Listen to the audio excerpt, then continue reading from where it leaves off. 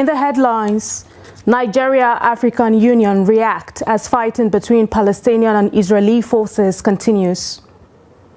Driver shot to death by military personnel in Jalingo in extrajudicial killing. Adamawa farmers cry out as floods destroy crops. And on the foreign scene, powerful earthquakes kill over 2,000 people in Afghanistan. Hello and welcome to Trust TV News Update. I'm Aisha Salihu. Thanks for joining us.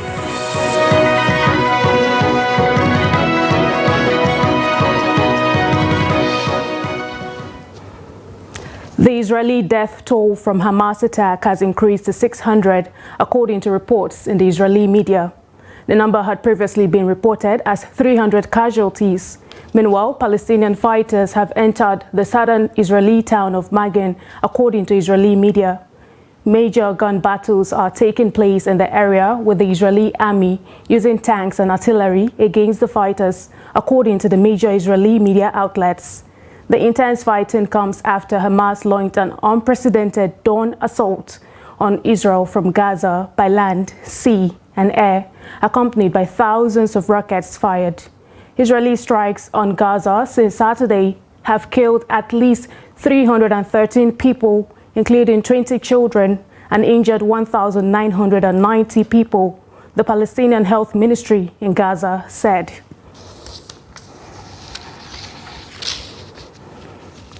The federal government of Nigeria has expressed deep concern about the outbreak of hostilities between Israel and Hamas in the early hours of Saturday and called for de-escalation and ceasefire. Minister of Foreign Affairs Ambassador Yusuf Tugur made the call in a statement signed and made available to Daily Trust. Meanwhile, the head of the African Union Commission has appealed for an end to the conflict between Israeli forces and the Palestinian group Hamas, which has killed hundreds on both sides.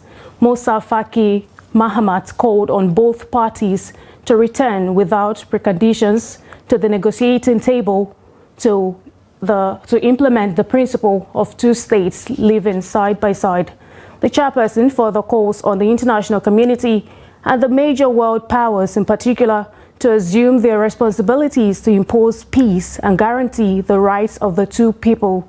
Faki said in a statement posted late Saturday by the 55-member AU bloc on X, formerly known as Twitter. He says that denial of the fundamental rights of the Palestinian people, particularly that of an independent and sovereign state, is the main cause of the permanent Israeli-Palestinian tension. Hamas launched a massive offense early Saturday against Israel, firing thousands of rockets aimed as far as Tel Aviv and Jerusalem as its fighters breached Gaza's security barrier.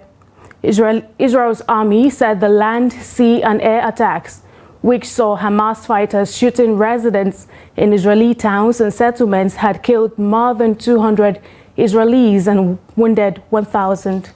Gun battles raged into Sunday morning between Israeli forces and hundreds of Hamas fighters in multiple Israel locations, while soldiers and civilians were taken hostage.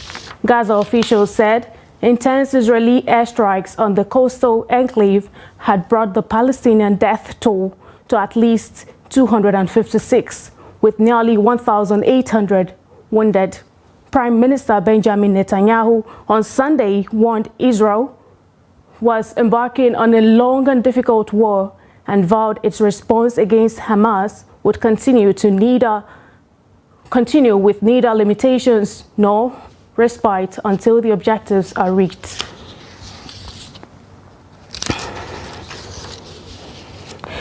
Joining us live now in our studio, we have His Excellency Abdullahi Abu Shawesh, Ambassador, State of Palestinian to Nigeria. Welcome to the News Update, Ambassador. Thank you so much for having me today. Now, let's have your reaction. What is your reaction to the recent escalation of the violence between Israel and Palestine? Thank you so much again for having me today. You started by saying that this escalation is something nothing new. This escalation or this brutal issue is running since 75 years, if you want to say it, since the Nakba, the Palestinian Nakba itself, when the Israeli military force, the Israeli gang at that time was completely whipped out the majority of the Palestinian people, and also whipped out and destroyed 531 town and village, and the majority of Palestinian, more than 60% of the Palestinian became a refugee in the diaspora. This is the root of the issue, so that when we should start discussing this issue, we should go to the root cause of the issue. Then Israel in 1967 was continue and complete occupied the remaining part of the historical land of Palestine, and we are today, the Palestinian people is fully under the Israeli occupation. Yesterday is part of the circle, but yesterday is not the start of the circle. So that this is my initial reaction. Second reaction is that unfortunately we still, and all of the media is still absorbing it as sources, and the main sources for the information came from the Israeli media, as you rightly mentioned. This is according to the Israeli media, according to the Israeli issue. There is another part of the story. There is another chapter of this historical suffering, which is this part is lie on our side. We need all of you to listen to us, to hear us, and to start taking some information from our side. This is my other reaction. But when it came to the exact what is happening yesterday, yesterday. Hamas and the Palestinian people in general. And it's not only Hamas, because we cannot talk about only yesterday. Why you did not take this issue from just 2 days ago, when the Israeli military and the military occupation in West Bank and the settler, the militant gang of settlers was killed 7 Palestinians just 2 days ago. Why you will not taking the issue, starting measuring the issue just 2 days ago? So that this is my reaction. Yesterday is another day of the brutal issue that we are suffering as a Palestinian people under the Israeli occupation. Yesterday the slab was a bit hard for the Israelis, so that everyone all around the world woke up and start talking about this. If I may, I understand you said earlier to address this, we have to first of all talk about the root causes. But I'd like to know, how did we get here? What was the condition of Palestinians under the occupation before the attack by Hamas? I'm gonna tell you, we are suffering in every day since just the beginning of this year. More than 250 Palestinian was killed. This is not a militant Palestinian, pure civilian Palestinian was killed. More than 50 of them is only child Palestinian, and I'm not pretty sure whether you are following this issue and what is happening in the social media. And there's tens of thousands of videos that we can share it with you as a Nigerian media to show you what is happening on the ground. This is the point. I mean, what is happening, just not only what happened yesterday is not the starting point. There is a brutal occupation that we are live under it since more than 53 years ago, and I personally was born in a refugee camp. And you should know, I trust that you know what's the meaning of a refugee camp under the Israeli military occupation. This is our life as a Palestinian, so that there is something, and there is this issue will continue, of course. I understand there has been a number of casualties. Could you place a figure on the casualties that there has been, and also what is the humanitarian conditions in Gaza and West Bank at the moment? Again, the humanitarian condition in Gaza, in particular, Gaza under the Israeli siege since 17 years ago, so that there is a new generation was born in Gaza, know nothing about the international,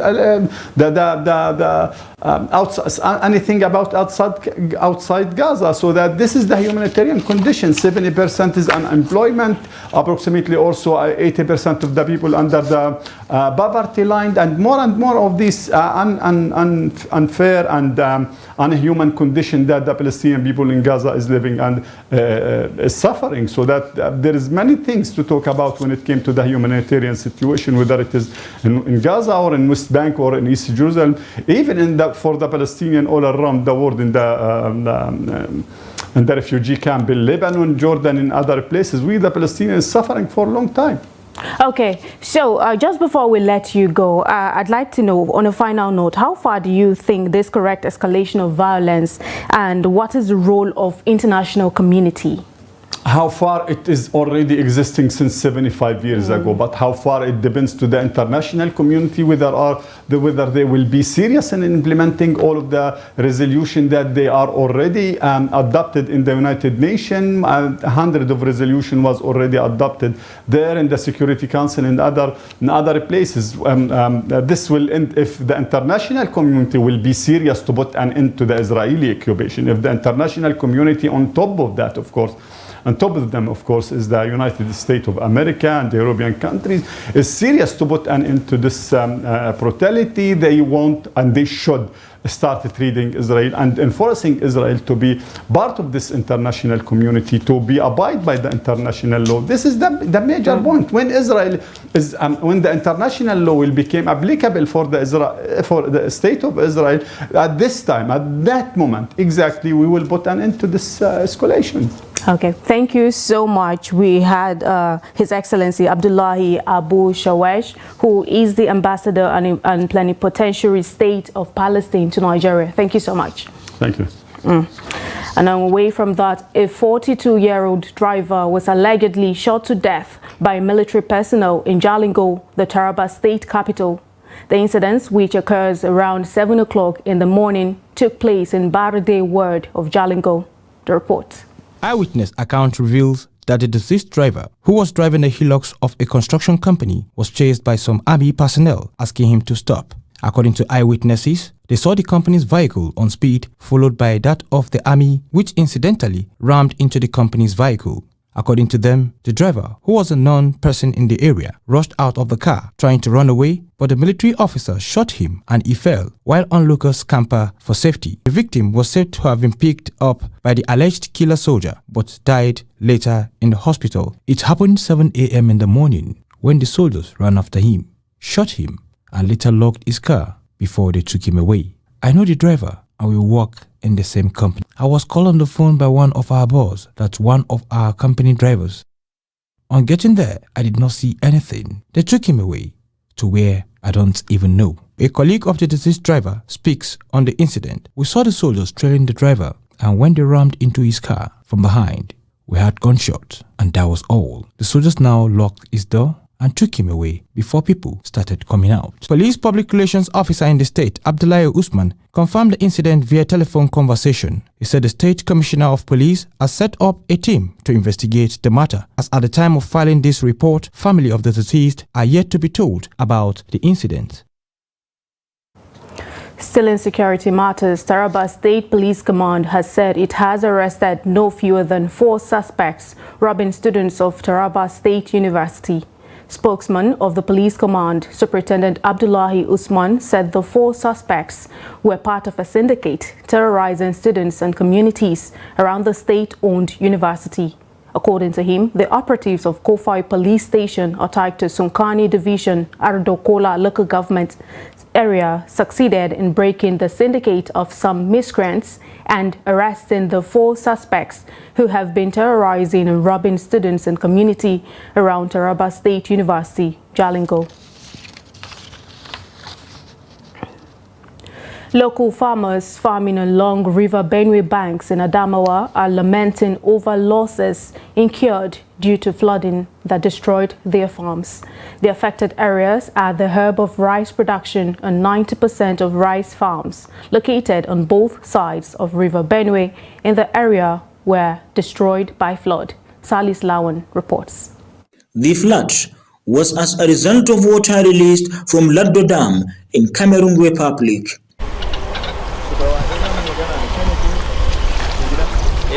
These farmers, who until the flood expected bumper yields, are now struggling to harvest what remains.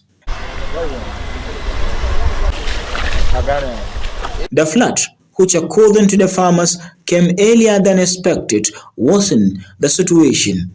Mun yi noma dai ambaliya ya zo ya ci. To saboda haka muna nan muna kokari muna fitar da amfanin gonannakin mu a cikin ruwa. The flood has wreaked havoc to us. As local farmer in this farm, I planted 2 bags of rice seed and was expecting to harvest more than 50 bags of paddy rice, but more than 95% was destroyed by flood. Some of the farmers explained the money they used for planting was borrowed from banks, while others went as far as selling their household properties with hope of replacing them after harvesting. Wallahi ruwan nan ya shanye mana gona yanzu haka muna kokari bata gama nuna ba ma muke cirewa.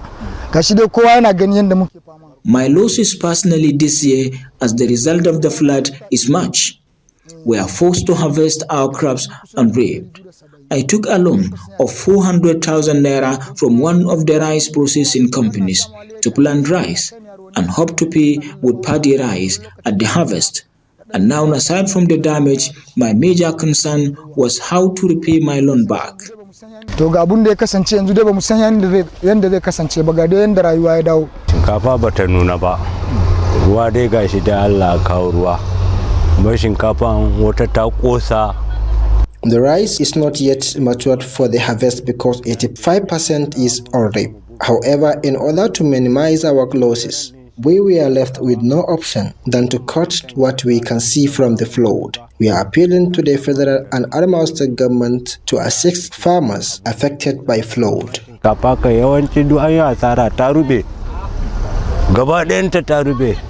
They are pleading with the government and other individuals to come to their aid by making provisions for food and other necessary items to guarantee their safety. Salis Lawan, Trust TV News, Yola. You're watching the news update on Trust TV. Coming up shortly, we'll tell you the story of 525-year-old Kanu Dai Pete. More news when we do return. Stay with us. Are you interested in the latest news and developments in Nigerian politics, policy, governance and other critical national issues? Look no further than Daily Politics on Trust TV. Our panel of experts and key people in government provide in-depth analysis and commentary on the biggest stories in Nigerian politics. And 33.3 million Nigerians are suffering from multidimensional poverty. It's a much calmer Buhari than the Buhari who was in the khaki uniform. Naira to Naira X rate is higher anywhere in the world. The Naira is higher than dollar exchange rate. So you want to change central bank governor you're doing, you must do it fast. Number of casualties we have had, we shouldn't have had. Security as far as Nigeria is concerned, we have wronged. From the inner workings of government to the latest on legislation, rule of law, implementation and democracy, we have you covered. Don't miss out on the latest political news and discussion. Tune in to Daily Politics, weekdays on Trust TV, your source for reliable and unbiased coverage of Nigerian politics.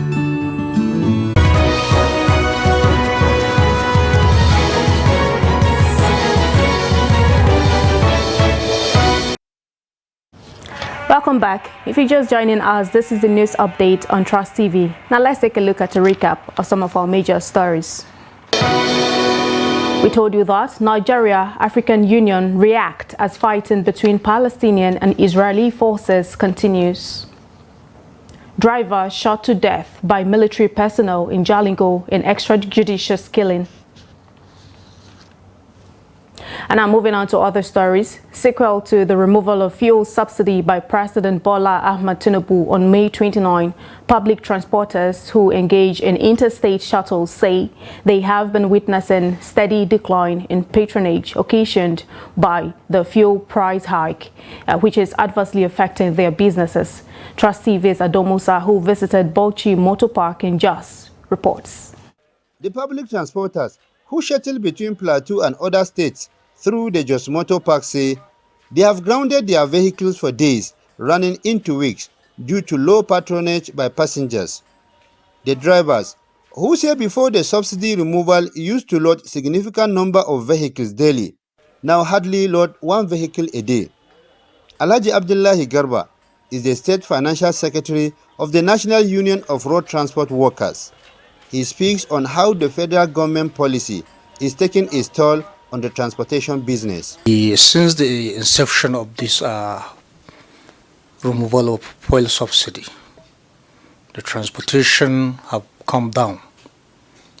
So we, the transporters, we support a lot due to this increment in the premium motor spirit price. The price is terribly high.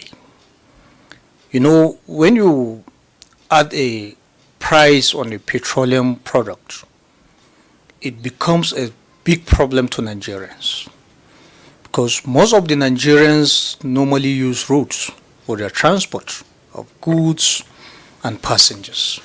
Drivers and passengers say the situation is worrisome and requires urgent attention to keep the transport business going. Well, the fuel increase affects our work. In fact, we are feeling badly. We are feeling totally badly. You know, sometimes when passengers, before we have passengers, maybe 2 days, 3 days, people are complaining. The passengers, even they are complaining of the increasing of the fuel, which they didn't have money. In fact, everybody is so annoyed. 4 days, 3 days for us to get passenger going anywhere. This fuel subsidy removal has seriously affected my life. It has taken us backwards. Passengers are no longer coming like before. They always complain that the transport fare is expensive.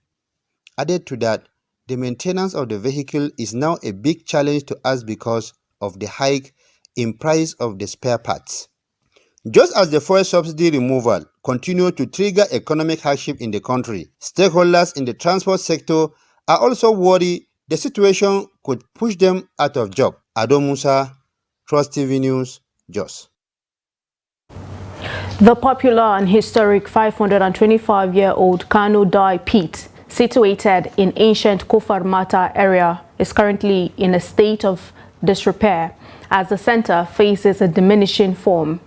The dyeing pits, which were once fascinating and ever busy, are now dilapidated, with few people working as dyers in the few pits that remain functional.